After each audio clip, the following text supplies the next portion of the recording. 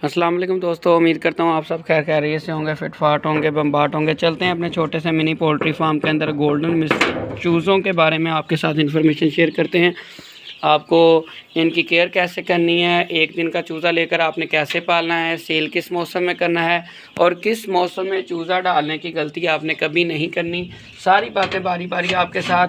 इनका vaccine schedule जो है, वैक्सीन कब और कौन सी करनी है और कितनी दफ़ा करनी है, ये सारी बातें आपके साथ आज हम अपने चैनल पर शेयर करेंगे। अगर आप उसामा के बर्ड्स यूट्यूब चैनल पर पहली मरतबा है तो चैनल को सब्सक्राइब करें ताकि आने वाली हर नई वीडियो आप तक पहुँच सके। ये इस टाइम सबसे पहले आपको जो चूज़ों की कंडीशन है वो देख लें। इनकी उम्र जो है 20 दिन के करीब है इस टाइम, इसलिए इनके पर और दुम निकल आए हैं। और ये जो मट्टी में इस टाइम खेल रहे हैं, इससे इनकी बहुत ज़्यादा सेहत बेहतर हो जाती है, इनको माहौल पसंद आता, तो इस तरह से इसको मट्टी में नहाना भी बोला जाता है, मट्टी में नहाना बोला जाता है इस तरह से। ये अपने परों में से हीट को खारिज करते हैं और इनके परों में शाइन आती है इस तरह से मट्टी में खेलने से। आपका जो भी सेटअप है आपने कोशिश करनी कि नीचे उनके नरम हो, मट्टी हो, ख़ास तौर पे मट्टी नहीं है तो सामने आप चूज़ों को, आज ही मैंने ला कर डाला है, मैंने ये गलती की हुई थी। पहले 15-16 दिन मैंने इसमें लापरवाही की कि मैंने नीचे, इसे तो बोलते हैं ज़ुबानी, आम ज़ुबान में, देसी ज़ुबान में, यानी कि चावल का छिलका। इस टाइम आप देख सकते हैं कि सारे जो परिंदे हैं वो बड़े ही खुश हैं। अगर आपका फ़र्श पक्का है तो आपने भी इस तरह से तोला आके डालनी है। 15-16 रुपये किलो मिल जाती है एक थैला, आपको 150 रुपये में पूरा थैला मिल जाता है। तो ये इसके 2-3 फ़ायदे हैं। एक तो ये पानी जज़ब कर लेती है, चावल का जो छिलका है, इसे चावल का छिलका बोलते हैं, चोना यानी कि उसका जो छिलका है चावल का, तो ये जज़ब कर लेता है पानी को। बिठें इनकी जज़ब हो जाती हैं, गंद नहीं डलता, स्मेल नहीं बनती। तीसरा फ़ायदा ये है कि इनको ठंडक नहीं पहुंचती नीचे से, ये गर्म रहती है, जगह को गर्म रखती है, चूज़े खेलते रहते हैं, सॉफ्ट बेड का काम करती है, गर्म बेड का काम करती है। सर्दियों में ख़ास तौर पर इसका बहुत ज़्यादा फ़ायदा है। और मैंने क्यों ला के डाली अब ज़रूरी समझी है, क्योंकि आज से 4-5 दिन पहले काफ़ी चूज़ों की कंडीशन ख़राब हो चुकी थी। मैं वीडियो भी इसलिए रिकॉर्ड नहीं कर पाया। वजह क्या बनी कि मैंने इनकी की वैक्सीनेशन, गम्बोरो वैक्सीन की मैंने इनकी, जो कि जब ये हो गए थे 14 दिन के, तो उससे क्या हुआ, उसी रात ज़ालाबारी हुई, मौसम में शिद्दत आ गई। वैक्सीनेशन के बाद आपने इनको स्ट्रेस से बचाना होता है, क्योंकि एक तो वैक्सीन की स्ट्रेस होती है इन पर, जिस्म पर, बॉडी पर, और ये टेंशन में होते हैं, स्ट्रेस में होते हैं, इनको पकड़ा होता है, डरे हुए होते हैं। फिर मौसम की शिद्दत से और ज़्यादा इन पर असर हो जाता है, वैक्सीनेशन का जो असर है वो और ज़्यादा बुरा हो जाता है इन पर उल्टा। तो शिद्दत आने की वजह से इनको लग गई सर्दी। जगह अभी भी आप देख सकते हैं ज़रा गीली है, तो गीली जगह की वजह से इनको ठंड लग गई, बुखार हो गया वैक्सीनेशन से। नेक्स्ट डे पर ये काफ़ी नीचे डाउन हो गए, इनकी ग्रोथ पे भी असर पड़ा। फिर मैंने इनका ट्रीटमेंट किया, इनको पाउडर दिया, टाइलोफर्सिन दिया। तो ये मैंने ऑलरेडी शेयर किया हुआ कि बुखार का इलाज कैसे करना है आपने, और खुराक का आपने इनको किस तरह देनी है, और वैक्सीनेशन से नेक्स्ट डे आपने क्या क्या ट्रीटमेंट करना है। अगर आपने मेरी वो वाली वीडियोस नहीं देखी तो आप वो बात कर सकते हैं। तो मैंने इनको फिर कावा बना के दिया। अगर जब भी आपके किसी परिंदे को सर्दी लगी हो तो आपने जवाइन ले लेनी है, और आपने प्याज ले लेना है, और आपने लहसुन ले लेना है, और आपने थोड़ा सा टुकड़ा अदरक का और थोड़ा सा टुकड़ा गुड़ का, गुड़ ले लेना है। ये वाला पानी को, कावे को उबाल लेना है अच्छे तरीके से, पानी में अच्छी तरह असर चला जाए उसका, इन 4-5 चीज़ों का। फिर इसको नीम गर्म पानी में चूज़े को देना है। और सर्दी में कभी भी आपने चूज़े को ठंडा पानी नहीं पीने देना। ठंडा पानी ये नहीं कि फ्रिज से निकाल के जो देते हैं, जो पानी हम रख देते हैं सर्द मौसम की वजह से वो पड़ा पड़ा ठंडा हो जाता है। ठंडा पानी जब ये पीते हैं, इनको पहले ही सर्दी लगी है, बुखार है, लूई खड़ी है, तो ये उल्टा परिंदे का लॉस हो जाता है। वैक्सीनेशन के बाद वैसे भी 1 से 2% चूज़ों का लॉस हो जाता है। तो फिर भी मेरी एक्स्ट्रा केयर की वजह से 2 बर्ड्स का लॉस हुआ। वो मैंने लाइट बंद कर दी रात को। लाइट बंद करने की वजह से एक दूसरे के नीचे आने की वजह से एक परिंदे की मोर्टेलिटी आ गई। 150 चिक्स मैंने लिए थे, एक दिन का चूज़ा मैंने लिया था। अल्हम्दुलिल्लाह आज इनको 20 दिन मुकम्मल हो चुके हैं, और आप इनकी ग्रोथ चेक कर सकते हैं, बहुत ही बेहतरीन है 20 दिन के रिज़ल्ट। इनकी पहले दिन पर वैक्सीनेशन जो थी वो वहीं से हुई थी, हैचरी से, ठीक है। उसके बाद पहले दिन मैंने इनकी डिवर्मिंग कर दी थी, इनका पोटा साफ़ कर लिया था। पोटा साफ़ करने के लिए आप मेडिसिन का यूज़ भी कर सकते हैं, देसी तरीके से भी कर सकते हैं। जैसे तरीके में आप मीठा पानी, गुड़ वाला पानी, चीनी वाला पानी दे सकते हैं। सेकंड डे से मैंने इनको फीड स्टार्ट करवा दी थी। फीड आपने स्टार्टर फीड लेनी है और पहले 10 से 15 दिन 0 साइज के चूज़े को फीड ही देनी है आपने, और कुछ नहीं देना। फीड के बाद आपने जो है इनको फीड इस्तेमाल करवानी है 15 से 20 दिन, और उसके बाद आपने 7वें दिन इनकी वैक्सीनेशन करनी है एंडी लसोटा। वो वैक्सीनेशन किस लिए होती है? वो वैक्सीनेशन होती है दोस्तों इनके पोटे के लिए, मोशन ना लगे इनको इस हवाले से, और इनको न्यू कैसल डिज़ीज़ यानी कि एंडी उस बीमारी से तहफ़्फ़ुज़ के लिए दी जाती है। इनके इम्यूनिटी सिस्टम को, क़ुव्वत मुदाफ़अत को बेहतर बनाने के लिए वो वाली वैक्सीनेशन की जाती है।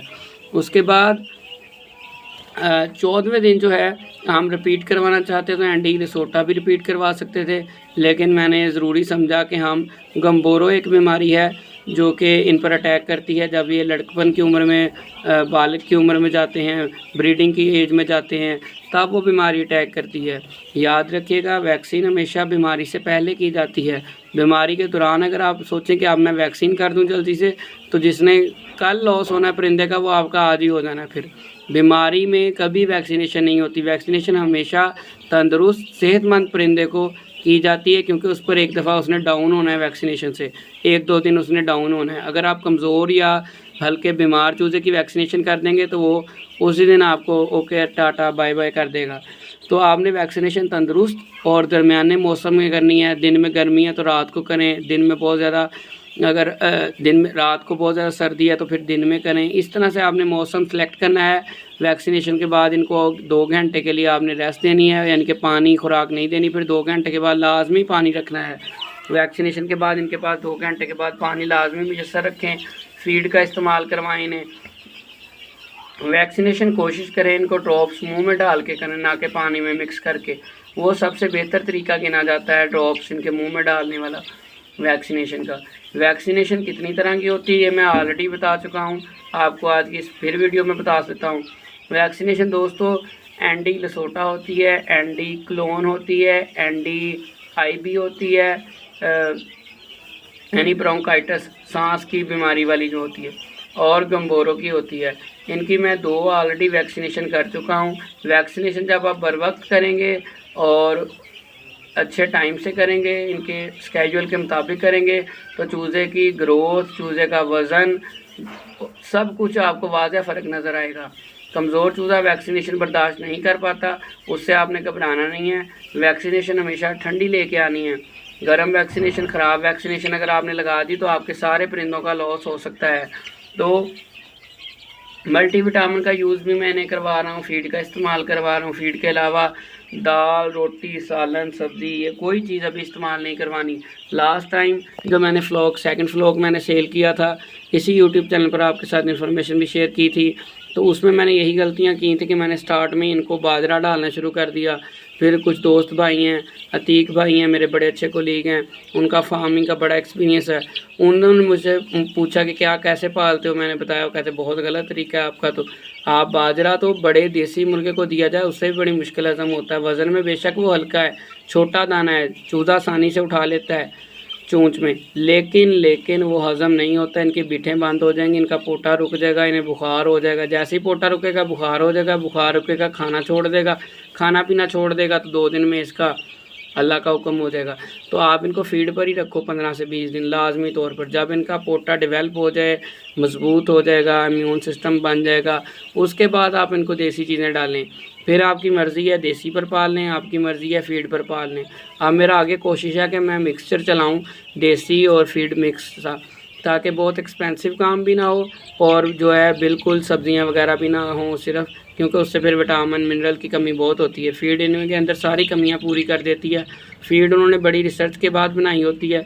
सारा कुछ जो है उसमें होता है, प्रोटीन, मिनरल, कैल्शियम, सब कुछ बड़े बैलेंस पर होता है। जब हम खुद देते हैं खाना, हम कोई ना कोई कमी पेशी कर देते हैं, जिसकी वजह से चूज़ों की मुकम्मल और अच्छी ग्रोथ नहीं होती। मुर्गियां अपनी एज पर जाकर भी अंडे स्टार्ट नहीं करती और वो रिकवरी फिर आगे जाके पूरी भी नहीं होती। आप जितना मर्जी जोर लगा लें, अगर पहले 2 माह आपने अच्छी केयर नहीं की, वैक्सीनेशन नहीं की, चूज़े ने वज़न पूरा नहीं किया अपना जितना करना चाहिए था, वो आगे जाकर रिकवर नहीं करता। फिर वो वज़न उतना वेट गेन नहीं करता। ना वो मुर्गी अंडे स्टार्ट करती है, ना मुर्गे जो हैं ब्रीडिंग पर आते हैं। फिर इस तरह के मसले मसाइल आते हैं। चूज़ों को आपने स्ट्रेस से बचाना होता है, अच्छा माहौल देना है, बीमारियों से बचाना है, बीमारी आ गई तो उसको कवर कैसे करना है, हर तरह की वीडियो आपको यूट्यूब चैनल उसामा के बर्ड्स पर मिलेगी इंशाल्लाह। कुछ चीज़ें मैंने भी गलत की पहले व्लॉग्स में, अब मैं अल्हम्दुलिल्लाह काफ़ी कुछ सीख गया हूँ, क्योंकि मुझे दूसरा साल है इसी काम के अंदर अब, और ये मेरा एक्स्ट्रा काम है, बस शौक में पाला है। और अब अल्लाह का शुक्र है, ये जो है एक तरह का मेरा साइड इनकम का अच्छा सोर्स बनता जा रहा है।